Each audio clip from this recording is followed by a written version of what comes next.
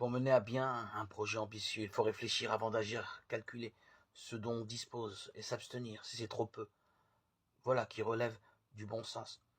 Dans l'évangile de Luc, chapitre 14, 1-14, Jésus parle d'un choix bien plus radical, devenir son disciple. Et curieusement, il n'invite pas celui qui veut le suivre à s'asseoir et à réfléchir aux moyens par lesquels il va concrétiser ce désir. Au contraire, celui d'entre vous qui ne renonce pas à tout ce qui lui appartient ne peut pas être mon disciple. Avoir les mains vides, voilà la force du disciple. Moins il peut compter sur ses propres forces, plus il est disponible pour s'appuyer sur Dieu seul.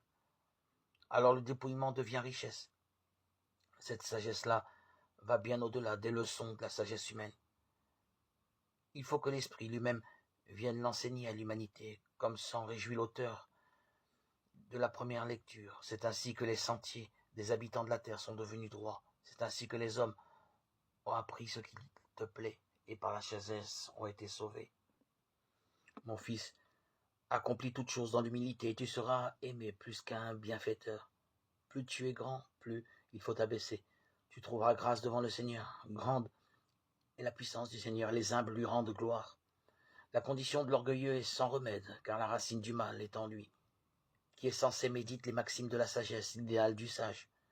C'est une oreille qui écoute. Lecture du livre de Ben Sira le sage, 3, 17-29.